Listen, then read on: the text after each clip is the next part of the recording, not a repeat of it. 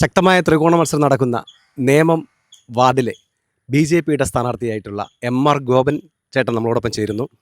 ചേട്ടാ, 15 വർഷമായി ബി.ജെ.പി ഒരിക്കൽ 2015 മുതൽ 20 വരെ ചേട്ടൻ അവിടെ കൗൺസിലറായിരുന്നു. അപ്പോൾ വാർഡ് നിലനിർത്തുക എന്നതാണ് ലക്ഷ്യം. അത് തന്നെയാണ് ലക്ഷ്യം. 2015 മുതൽ 20 വരെയും 20 മുതൽ 25 വരെയും ബി.ജെ.പി ഈ വാർഡിൽ ജനങ്ങൾ അംഗീകാരം നൽകി. അതിനുശേഷം ഉണ്ടായിട്ടുള്ള ഈ നാടിൻ്റെ സമ്പൂർണ്ണമായിട്ടുള്ള വികസന പ്രവർത്തനം കഴിഞ്ഞ പതിറ്റാണ്ടുകൾ ഭരിച്ചിരുന്ന ഇടതുപക്ഷ ആൾക്കാരുണ്ടായിരുന്ന സമയത്തേക്കാൾ ഏറെ നമുക്ക് മുന്നോട്ട് പോകാൻ സാധിച്ചിട്ടുണ്ട്. അത് നിരവധി, ഇപ്പോൾ ലേറ്റസ്റ്റായിട്ട് പറയുകയാണെങ്കിൽ നമുക്ക് ഏറ്റവും പ്രധാനമന്ത്രി നരേന്ദ്രമോദിജി പ്രഖ്യാപിച്ച സൗജന്യ കുടിവെള്ള പദ്ധതി. സൗജന്യ കുടിവെള്ള പദ്ധതി ഇടതുപക്ഷം കേരളം ഭരിക്കാൻ തുടങ്ങിയിട്ട് പതിറ്റാണ്ടുകളായി എന്ന് അവകാശപ്പെടുന്നു. പക്ഷേ ഈ സമയത്താണ് പൂർണ്ണമായിട്ടും ഏകദേശം 530 ആൾക്കാർക്ക് സൗജന്യമായിട്ട് കുടിവെള്ളം കൊടുക്കാൻ സാധിച്ചു. അതുപോലെ തന്നെ നമുക്ക് റോഡുകൾ നവീകരിച്ച് കൊടുക്കാൻ സാധിച്ചു. ഒറ്റപ്പെട്ട സംഭവങ്ങൾ എല്ലാ വാർഡിലും ഉള്ളതുപോലെ തന്നെ നമുക്കും ഇവിടെയും ഉണ്ടാവാം. അതുപോലെ തന്നെ 2015-20 കാലഘട്ടത്തിൽ ഒ രാജഗോപാൽ MLA ആയിരിക്കുന്ന സമയത്ത് അദ്ദേഹത്തിൻ്റെ ആസ്തി വികസന ഫണ്ടിൽ നിന്ന് നമുക്കൊരു ആശുപത്രി 2 കോടി രൂപയോളം ചിലവിട്ടുകൊണ്ട് സർക്കാരിൻ്റെ യാതൊരു ഇതുമില്ലാതെ നമുക്ക് ചെയ്തു കൊടുക്കാൻ സാധിച്ചു. അങ്ങനെ ഇത് കോലിയക്കോട് പ്രദേശമാണ്. അദ്ദേഹത്തിൻ്റെ തന്നെ MLA ഫണ്ട് വിനിയോഗിച്ച് അംബേദ്കർ ഗ്രാമം എന്ന പദ്ധതി നടപ്പിലാക്കി 25ഓളം ആളുകൾക്ക് 1 ലക്ഷം രൂപ വീട് മെയിൻ്റനൻസ്, റോഡ് നവീകരണം, അംബേദ്കർ ഗ്രാമം എന്ന അന്നത്തെ ആ മാർഗ്ഗരേഖയിൽ പറയുന്ന കാര്യങ്ങളൊക്കെ വളരെ ഭംഗിയായിട്ട് ചെയ്യാൻ സാധിച്ചിട്ടുള്ള ഒരു പ്രദേശമാണ്. അപ്പോൾ BJP ഇവിടെ 2 പ്രാവശ്യം, ഒരിക്കൽ ദീപികയും ഒരിക്കൽ ഞാനും ജനങ്ങൾ അംഗീകാരം നൽകി കൗൺസിലറായ ശേഷം ഉണ്ടായിട്ടുള്ള ഏറ്റവും വലിയ വികസനം ഈ വാർഡിൽ നടപ്പിലാക്കാൻ നമുക്ക് സാധിച്ചു. അത് ജനങ്ങൾ അംഗീകരിക്കും.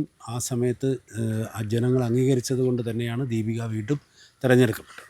അത് തിരിച്ച് വീണ്ടും എൻ്റെ പാർട്ടി എന്നെ വീണ്ടും മത്സരിക്കാൻ പറയുന്നു. ആ മത്സരത്തിലേക്ക് നമ്മൾ സജീവമായി പ്രവർത്തിക്കും. തിരുവനന്തപുരം കോർപ്പറേഷനിലെ മുഖ്യ പ്രതിപക്ഷമായ ബി.ജെ.പിയുടെ പ്രതിപക്ഷ നേതാവായിരുന്നു. ഒട്ടനവധി സമരങ്ങൾ തിരുവനന്തപുരം കോർപ്പറേഷൻ നടത്തുകയുണ്ടായി.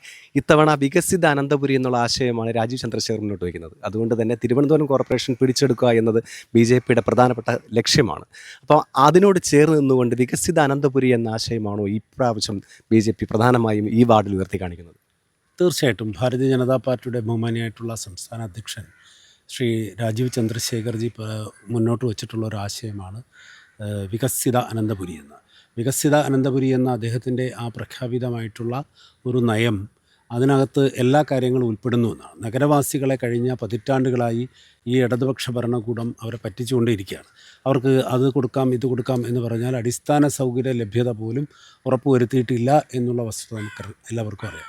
32 വാർഡുകളിലാണ്, 101 വാർഡുകളായിട്ടും 31 വാർഡിലാണ് നമുക്ക് ഡ്രെയിനേജ് സംവിധാനം ഉള്ളത്.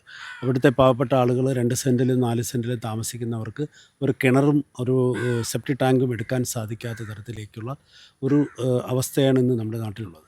അത് ഡ്രെയിനേജ് സംവിധാനം നഗരത്തിൽ അനിവാര്യമാണ്. ഇവിടെ ഏറ്റവും വരുമാനമുള്ള കേരളത്തിലെ നമ്പർ 1 നഗരസഭയെന്ന് അവകാശപ്പെടുന്നു. നിരവധി തട്ടിക്കൂട്ട് അവാർഡുകൾ വാങ്ങിയിട്ടുള്ള നഗരസഭയെന്ന് അവർ അവകാശപ്പെടുന്നു. എന്നിട്ട് പോലും മനുഷ്യർക്ക് അത്യാവശ്യം പ്രാഥമിക ആവശ്യങ്ങൾക്കുള്ള സൗകര്യങ്ങൾക്ക് പോലും അടിസ്ഥാന സൗകര്യം ഒരുക്കി കൊടുക്കാൻ കഴിയാത്തൊരു നഗരസഭയാണെന്ന് ഭാരതീയ ജനതാ പാർട്ടി നിരവധി തവണ കൗൺസിലിൽ ഉന്നയിക്കപ്പെട്ടിട്ടുണ്ട്.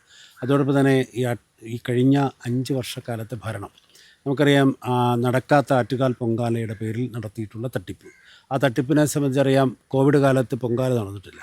ഈ ആറ്റുകാലമ്മയുടെ തിരുമുറ്റത്ത് മാത്രം നടന്നിട്ടുള്ള പൊങ്കാല നഗരത്തിൽ മുഴുവൻ പൊങ്കാല നടന്നു എന്ന പേരിലേക്കുള്ള വൻ തുകകൾ തട്ടിപ്പ് BJP ആണ് അതിനെ മുന്നോട്ട് കൊണ്ടുവരാനും പ്രതിഷേധിക്കുവാനും സമരം നടത്തുവാനും മുന്നോട്ട് വന്നിട്ടുള്ളത്. അതോടൊപ്പം തന്നെ നമുക്ക് മറ്റൊന്ന്, ഇവർക്ക് കിച്ചൺ വിന്നുമായി ബന്ധപ്പെട്ട് നടന്നിട്ടുള്ള തട്ടിപ്പ്, പട്ടികജാതി വികസന ഫണ്ടുമായി തട്ടിപ്പ്, വീട്ടുകരം തട്ടിപ്പ്. വീട്ടുകരം സർക്കാരും ഞാനും നിങ്ങളും അടയ്ക്കുന്ന തുക സർക്കാരിനെ വിശ്വസിച്ച് സർക്കാർ ജീവനക്കാരെ കയ്യിൽ പണം എടുക്കുമ്പോൾ ആ പണം ഇടതുപക്ഷ യൂണിയൻ്റെ സംസ്ഥാന നേതാക്കൾ വീട്ടിൽ കൊണ്ടുപോയി. ആ വീട്ടിൽ കൊണ്ടുപോയ ആളെ അറസ്റ്റ് ചെയ്യണമെന്നാവശ്യപ്പെട്ട് നഗരസഭാ കൗൺസിലിനകത്ത് ശക്തമായിട്ടുള്ള സമരം നടത്തിയിട്ടുള്ളത് BJP ആണ്. ആ സമരം നടത്തിയതിൻ്റെ ഫലമായിട്ടാണ് സ്വജനപക്ഷ വിഭാഗത്തിൻ്റെ ഫലമായിട്ട് മേയർ കത്തെഴുതിയിരിക്കുന്നു. ആർക്കാണ്? CPMൻ്റെ പാർട്ടിയുടെ ജില്ലാ സെക്രട്ടറി ആനാവൂർ നാഗപ്പന് കത്തെഴുതിയിരിക്കുന്നു. ഇവിടെ വേക്കൻസി ഉണ്ട്, പാർട്ടി സഖാക്കളെ എങ്ങോട്ട് പറഞ്ഞു വിടൂ എന്ന്. അവിടെ തൊഴിൽ രഹിതരായിട്ടുള്ള അഭ്യസ്ത വിദ്യരായിട്ടുള്ള യുവതി യുവാക്കൾ എംപ്ലോയ്മെൻറ്റിൽ പേര് രജിസ്റ്റർ ചെയ്തിട്ട് ഈ ഒരു തൊഴിലിന് വേണ്ടി കാത്തിരിക്കുന്ന സമയത്താണ് സ്വന്തം പാർട്ടിക്കാരെ തിരികെ കയറ്റാൻ ശ്രമിക്കുകയും അതിനെതിരെയുള്ള ശക്തമായിട്ടുള്ള ഒരു സമരം നടത്തുകയും അവരുടെ പാർട്ടിയുടെ ചെയർമാനായിട്ടുള്ള ശ്രീ DR അനിലിനെ കൊണ്ട് രാജിവെപ്പിക്കുവാനും ഭാരതീയ ജനതാ പാർട്ടിയുടെ സമരം കൊണ്ട് കഴിഞ്ഞു എന്നാണ്. 55 പേരുടെ ഭൂരിപക്ഷമുള്ള ആ ഭരണകൂടത്തിന് ഇത്രയും താങ്ങാൻ കഴിയാത്തൊരു ശക്തമായിട്ടുള്ള സമരം, 8-9 ദിവസങ്ങളിലുള്ള നിരാഹാരം, അതോടെ 33 ദിവസത്തോളം അവിടുത്തെ രൂക്ഷമായിട്ടുള്ള സമരം, ഇതൊക്കെ ഭാരതീയ ജനതാ പാർട്ടിയുടെ മുഖ്യ പ്രതിപക്ഷം എന്ന നിലയ്ക്ക്, പ്രതിപക്ഷ പാർട്ടിക്ക് നേതൃത്വം കൊടുത്ത ഒരാളെന്ന നിലയ്ക്ക് നമുക്കിതൊക്കെ നേടിയെടുക്കാൻ സാധിച്ചിട്ടുണ്ട്. തിരുവനന്തപുരം കോർപ്പറേഷൻ ഇതുവരെ കണ്ടിട്ടില്ലാത്ത ശക്തമായ സമരമുറയ്ക്ക് നേതൃത്വം നൽകിയ വ്യക്തി, നേമത്തെ ജനങ്ങൾക്ക് എപ്പോഴും സുപരിചിതനായ ഒരു മുഖം, അതാണ് MR ഗോപൻ. 5 വർഷത്തിന് ശേഷം വീണ്ടും അദ്ദേഹം നേമത്ത് ജനവിധി തേടുമ്പോൾ ജനങ്ങൾ കൈവിടുകയില്ല എന്നുള്ള ഉത്തമ പ്രതീക്ഷയോടുകൂടിയാണ് നിൽക്കുന്നത്. എല്ലാവിധ ആശംസകളും നേരുന്നു. നന്ദി, നമസ്കാരം.